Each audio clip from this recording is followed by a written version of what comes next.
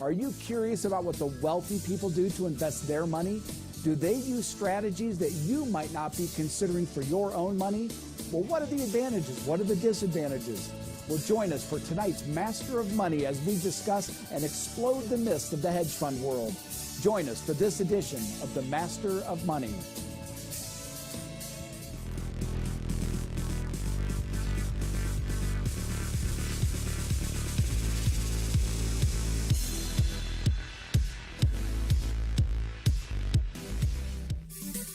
This Master of Money is brought to you by Harvest Investment Services, a registered investment advisor where they harvest gains and minimize losses, and by Superstock Investor, bringing institutional research to individuals. This Master of Money program was produced Tuesday, May 26, 2015.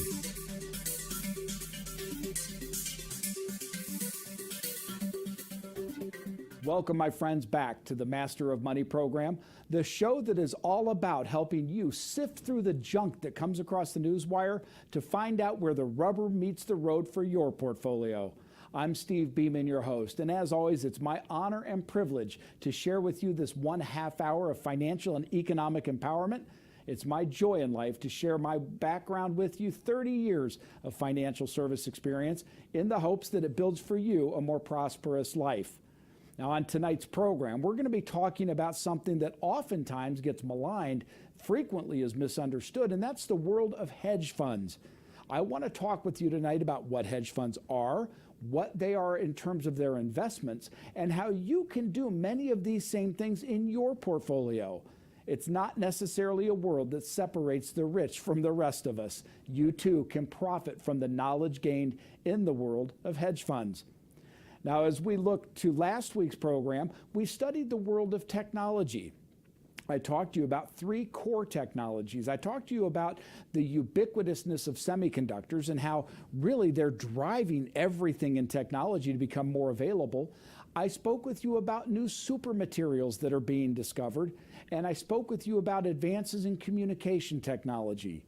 Now, furthermore, we talked about how those 3 core technologies are being applied in today's world to bring us everything from smart tables, smart cars, smart everything, into new materials like graphene that will help solve the problems of water for the world. Well, these new technologies are changing the way we live, and they're impacting the economies around the world. So we're pleased that that program was put on, and we were glad to get the questions back we did on it. Now, as always, if you have questions on our technology show or any other show that we've done, write to us at questions@safefinancial.org. We're always there to take your questions, and it's our pleasure to serve you in any way that we can. Now, looking at our viewer mailbox, I had a person write me last week with what is perhaps one of the deeper questions we've gotten, and that was this: Steve, if Greece defaults on its debt, what will be the ramifications? Well, here's the situation. I'm going to try to answer that very deep question as succinctly as I possibly can. The situation is this: Greece today has a debt that's about 130% of the size of their total economy. As a result of that, they're not able to make their debt payments to the European Union or the European Central Bank and the International Monetary Fund, where they've borrowed so much money. Well, both this month and July, they have to come up with a huge amount of cash to not default on those loans. As it sits today, it looks like they will default, and here will be the outcome of that probably. First of all, Greece would likely be forced to drop the euro and go back to their old currency, the drachma. Now, because the drachma is of questionable value, they would have to print an awful lot of this to pay back those foreign debts. That will lead to hyperinflation, likely a flight of capital out of Greece, and very possibly Greece leaving the European Union. Well, that will call into question the entire European Union. You're not going to have England wanting to stay in, as they already, and we've talked about this on the Master of Money, they already are planning on having a referendum as to whether or not they'll stay in the European Union. So this situation in Greece is critical. It's reminiscent of 2008 in the United States, when the banks just froze up and the world as we knew it almost came to an end. Well, in Greece today, their politicians and their banking and business leaders are getting together to try and find a way out of this nightmare although they haven't found one yet. We'll certainly stay tuned to the Master of Money as we follow the Grecian situation so that in your portfolio, you don't get hurt by a mistaken identity of what's going to happen there. Again, we want to thank that person for bringing us that question. It's always our pleasure to respond to people who write questions. Now, this week, as we like to go through the geopolitical, economic, and financial markets, in the geopolitical world, as always, it's become increasingly important because we're so tied together. And there's so much going on around the world that affects you here in the United States or around the world if you're watching us overseas. The fact is, the geopolitical world has direct rubber meets the road impact on you and me today. And number one in the geopolitical news, Greece. We just talked about it with our viewer question, but I can't stress enough. Over the next days and weeks, we all are watching very closely to see what exactly Greece does with this enormous debt. I think they owe 330 billion euros to the European Central Bank. They don't have that much. So when a nation wants to go broke, they've always reverted to just printing money. And that's bad for the Grecian people. It's bad for the Eurozone. And it gives an unknown outcome to our buddy, Mr. Putin in Moscow. We're watching this very, very closely. But there are other things that also are going on in the world. If we want to take a look at Russia, they did last week launch the largest military exercise in the air they've ever launched. Some 250 Russian aircraft participated in a massive exercise. Now, whether this is Putin just showing his muscle and rattling the sabers, or whether he's trying to suggest a little more aggression related to Ukraine and now maybe Greece, we don't know. But he's becoming increasingly volatile, and we want to make sure that Mr. Putin doesn't do anything precipitous to damage the economic growth of the European Union. Thirdly, in that area, the Chinese premier came to our hemisphere this week and visited Chile, where he was putting in a trade agreement and a currency exchange agreement with them. You and I have spoken so often on the Master of Money about the importance of China to the world economy and to the United States economy. And we talked about how they just made a major investment into Brazil. I believe it was $50 billion. So this move into Chile is not that surprising. It's more of the Chinese trying to make inroads into trading partners. It's not something we should be concerned about necessarily. China is a formidable competitor, but they're also a trading partner. By the way, you notice I didn't say ally. They're a very good business partner, but they're a formidable competitor. And we need to make sure we're watching what China's doing to make sure that we don't allow them to slip into our back door by what I'll call inexperienced trade policy. Moving into the economic world, there's an awful lot going on there as well. Former Secretary Paulson came out with a new book that outlined the danger he saw in the Chinese economy. And if you've watched the news today, CNBC or other things, a lot of people are talking about this Chinese bust that's on the horizon. Well, here's the reality. China's growth rate over the last 10 years has been double digits, 10, 11, 12%. In recent months, it's slowed down to more like 7 or 7.5%. And the reason for that is the Chinese model for building their economy has been used to local, what are called municipal province governments to borrow money and then build additional infrastructure. Well, they've built just about all they can build. So that building program is coming to an end. And with that, a lot of the stimulus that it provided. China is not about to have a bust, in my opinion. I think 7% growth is still pretty hardy. We'd love to see that here in the United States, but it clearly will affect the global economy as China slows down to a norm. Mr. Paulson's book, by the way, talks about China moving into a 21st century model of government because as it is today, only about 70% of Chinese businesses operate in the free markets. 30% of their businesses, and you guessed it, those are the biggest ones, operate under state control.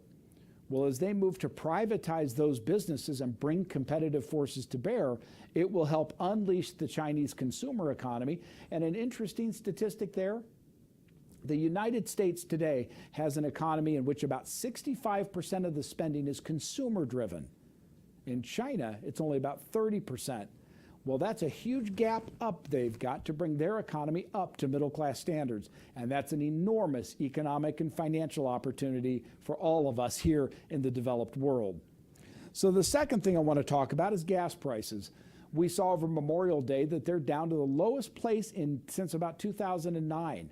We've talked about this on the Master of Money, how fracking together with global production has really flooded the market with oil. As a result, supply-demand, there's more supply than there is demand, and prices have come down. Well, we continue to see that. Although we're at about $56 a barrel right now, I believe it will stay in a trading range between 45 and 60 for a very long time. As you get down below 50, it's no longer profitable for fracking. So demand starts to stay the same, but supply starts to drift. Well, as long as we keep it above 50, there's fracking. That keeps supplies up. So as long as we're in this range, I think things will be fine.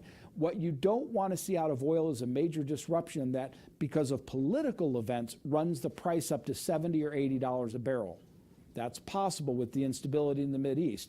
But right now, it doesn't look like it's going to happen. So enjoy those low gas prices as well as you possibly can. Finally, in the economic thing, we've talked about wage inflation. We've talked about how important this is as a consideration for the United States Federal Reserve as they look to measure interest rates.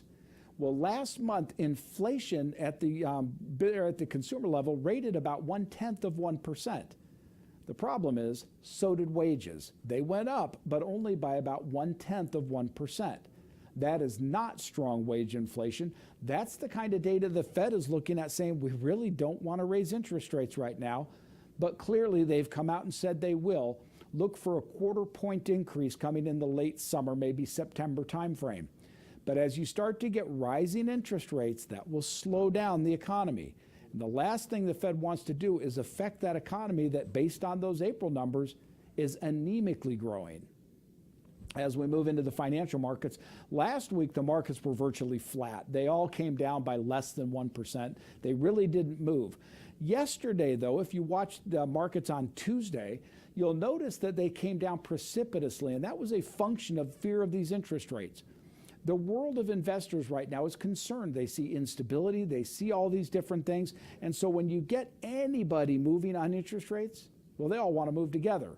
Wasn't a big sell-off yesterday, again about 1.5%. Nothing to run home and be scared about, but it's indication to you that these markets can move. And to the extent you have equity exposure or debt exposure, you want to make sure you have that famous old 2 words, risk control, put into place.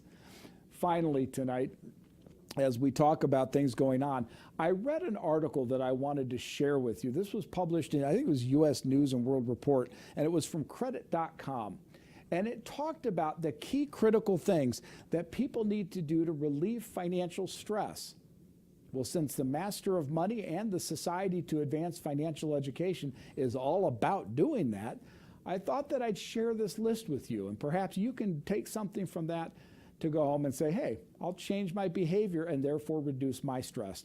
Number 1 on the list, diagnose your financial problems. How hard it is to fix a problem we don't even know what it is. You cannot go into a doctor and say, doctor, I have X pain, without a diagnosis to determine what that pain is. Well, the same is true in your money.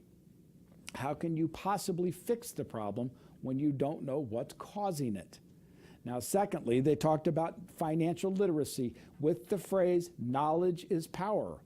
Well, let me share with you that it's not knowledge that's power, it's knowledge with work and effort that's power. Knowledge put into action, if you will. That's what creates power for people. But we were certainly pleased to have them bring financial literacy into this show. Third thing, establish a safety net. And you'll hear people talk anywhere from 3 months to 1 year of a safety net, but it gives you breathing room in that event that, well, things just didn't go like I thought they would. So putting together, diagnose your problem, build your financial knowledge, put together a safety net, and then remember that building wealth takes time. There's something called the rule of 72, that if you divide 72 by whatever your expected return is, that tells you how many years it takes to double your money. Well, the reality is it takes 7, 8, 9 years to double your money in the markets. And so the more time you have, the more you can rely on that compounding effect. And their final thing, I really like this. It was not to be shy about asking for help. How many times have you and I talked about professional advisors and how beneficial they can be, or how you can use the society to help you? Well, asking for help is something all of us should do when we don't know the answer to a question. You know, Don Rumsfeld, former Secretary of Defense, one time made a comment, and I've said it often, but he said in a group of people, he said, you know, it's not what I don't know that scares me. It's not knowing what I don't know that terrifies me. Well, the fact is, if you need help, ask for it. We stand ready to help you here at the Society. Well, join us as we come right back. We'll be back after the program, and we're going to begin looking into our program of hedge funds. Thanks, as always, for joining us for The Master of Money. Have you ever gone online and Googled the words financial advice? When you do, you get over 3 million results. That's a lot of places that want to tell you what to do with your money. There are new websites that take your information, run it through their calculators, and generate automated financial advice with recommendations about how you should invest your assets and plan for your future. They're called robo-advisors. But they're not real advisors because they're not real people. Robo-advisors crunch data, then spit out cookie-cutter recommendations based on financial formulas they have created. Robo-advisors don't know your family, your history, or your personality. They don't know how you feel about your children or your charities. They don't understand what you hope to accomplish with your money. So here's the question. How can you trust financial advice from a source that doesn't actually know who you are or how you feel? You can't. Why? Because you are a person, not a number. You're an individual, not an algorithm. To get personalized advice, you want a qualified financial advisor who knows you, not a computerized avatar that thinks it does. You want an advisor with proper credentials and credibility, supported by an organization with compliant process and protocol. That's what we have. That's who we are.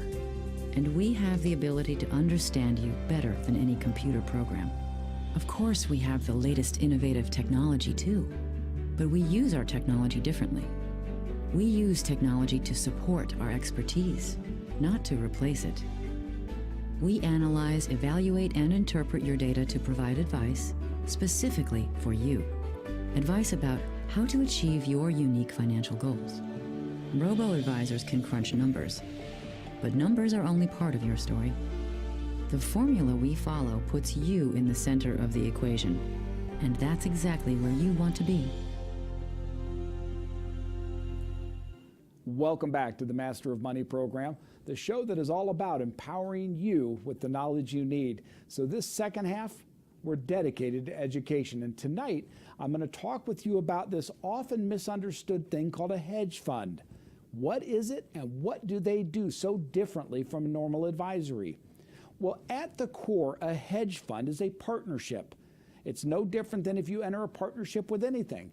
You join in with other private investors and commingle your funds, and the general partner then hires an advisor and they manage the money.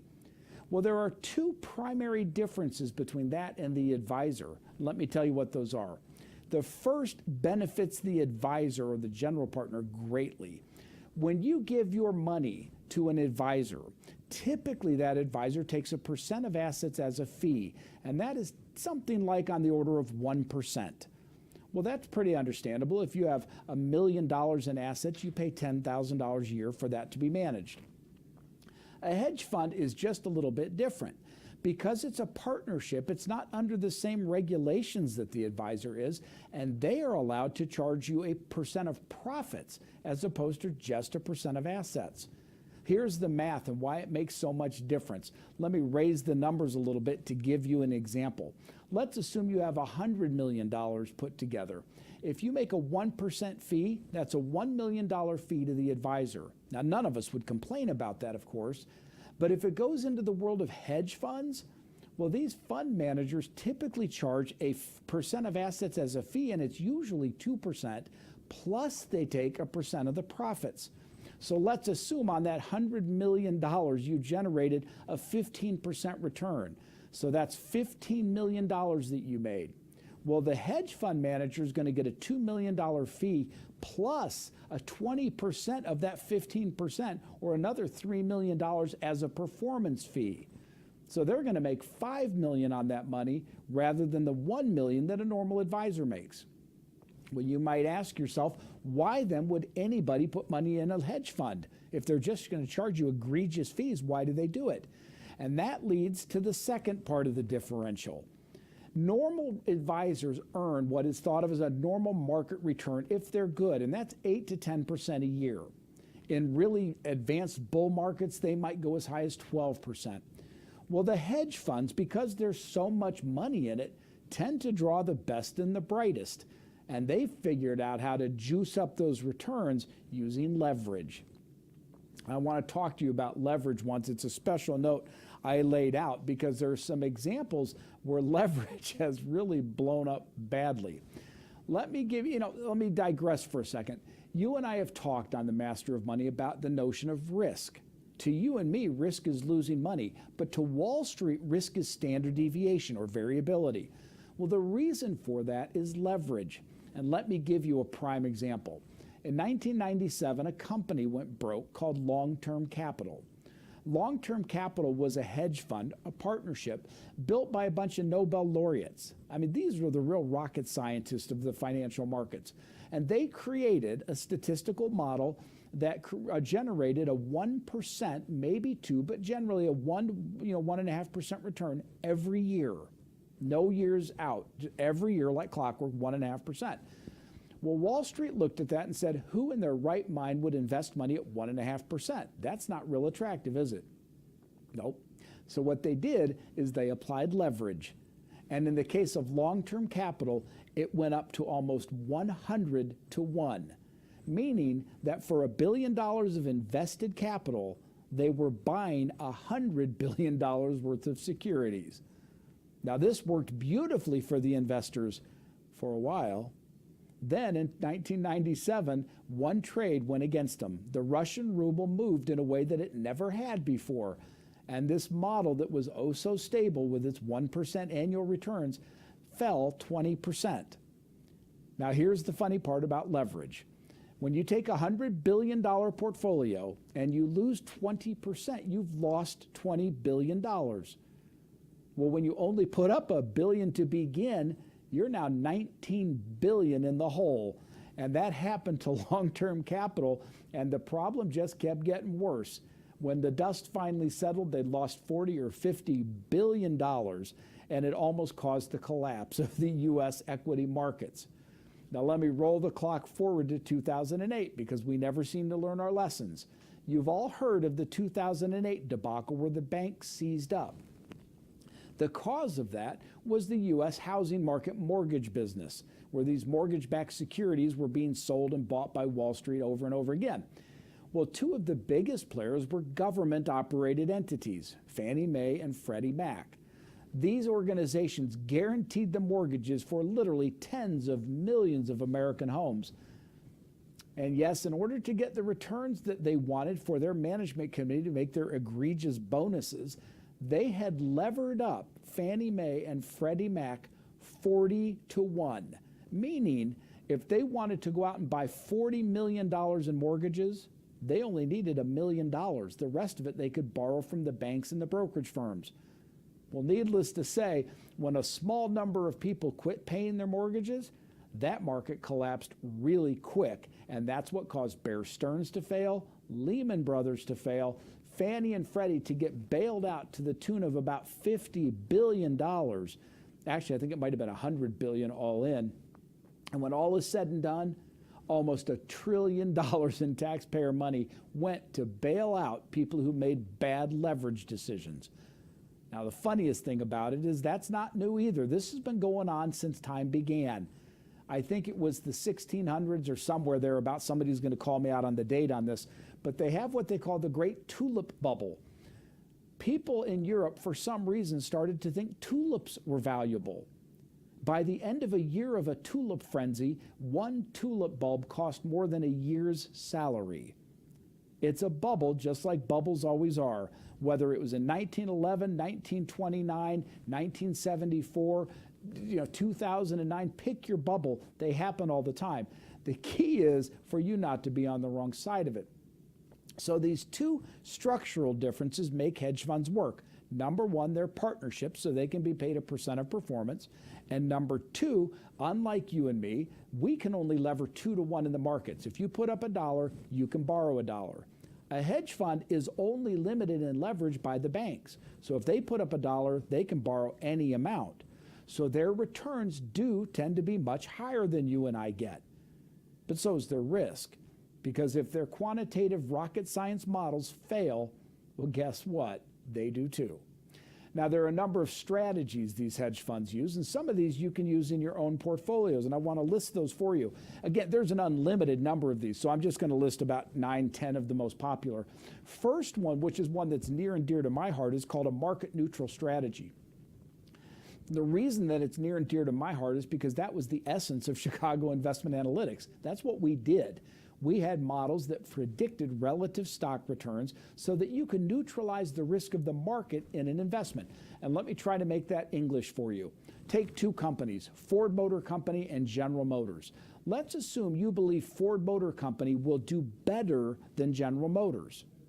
Well, you can play that as a market-neutral player by buying Ford Motor Company and going short General Motors. What happens then is as the stock market moves, they move together. As the auto industry moves, they move together. The only difference is the price difference between Ford Motor and GM. And if you're right that Ford will do better than GM, you'll make money on that trade without any market risks involved. That's a great way to hedge, and in the 90s it became increasingly popular to the point by about 2007 so many people were doing it, it didn't work too well anymore. The second are straight long short, where they buy these stocks and sell short other stocks. You have convertible funds. Convertible bonds are interesting, especially in markets like we have today, where you can get a higher dividend return and possibly convert it into stock if the market dynamics work out in your favor. But also you have currency funds. These are people like in the Master of Money, we've talked about currency trading. These are funds that really specialize in currency trading. Special situations, distressed securities, emerging markets, one of my favorite areas where these funds are looking at the markets developing in Africa and Lower Asia, and they're looking at where they can get excess returns there. Again, with the special structure of these hedge funds, you've got the opportunity to make some really superior gains in the emerging markets. There are managed future funds as well as dedicated short funds. And again, there are as many descriptions of funds as you can imagine. Now, those strategies which are used by the hedge funds are to protect the wealth of the wealthy. They're not always available if you're trying to build your wealth, but the way you can use those strategies if you're building your wealth is the exchange-traded funds. If you look into the exchange-traded funds, frequently you'll find one that covers one of these strategies. There are long-short ETFs, there are market-neutral ETFs, there are all kinds of them. So you can actually play these exact same strategies in your portfolio that, they work for the big institutions. By the way, an interesting average along here, if you were to take all those categories and average them together, they generate about an 8 or 9% a year return. Nothing that spectacular. But their standard deviations are very low, so the hedge fund world leverages them up, and that's where they get the returns. To the point of people like Steve Cohen in New York generating a 40% per year return to his investors, or even Ken Griffin here in the Chicago area with Citadel. These people have made extraordinary returns for their clients by using leverage. Other managers like Lee Cooperman at Omega Advisors, he doesn't use that much leverage, and he's averaged 15% per year to investors over the last 15 years. That's extraordinary.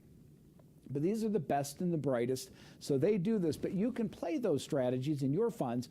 As always, I welcome you to write me at questions@safefinancial.org if you have questions about that or would like some more ideas, or talk to your advisor. They may have access to some funds that perform like that. My friends at Harvest Investment Services, for example, and I don't want to seem like a sales pitch for them, but I will tell you they have a sector rotation model. It's very high performing, and you can get into that without the performance fees of a partnership just by being a client of Harvest. There are investment advisors out there with suitable investable things for you. So just because it's in a hedge fund doesn't mean you can't invest that for your own money. So there it is. The wonderment of hedge funds, these fancy things that Wall Street offers that really are no more than just partnerships, but structured to pay the advisors a lot more money and let you use leverage that can boost up your returns. But as I've shown you and discussed with you, that leverage is a double-edged sword. As much as it goes up for you, it can also cost you everything. There's also one last point, is they're not as regulated. You may have heard of a guy by the name of Bernie Madoff. Bernie ran a hedge fund, and when the kind of rubber met the road there, they found out that he made up his returns, that there was vapor, there was nothing there. Well, that cost billions of dollars, and it wasn't exactly a winning solution for anyone. So these private partnerships are an area that you may not want to play, but you certainly want to consider those investment strategies because they can be a viable part of your performance.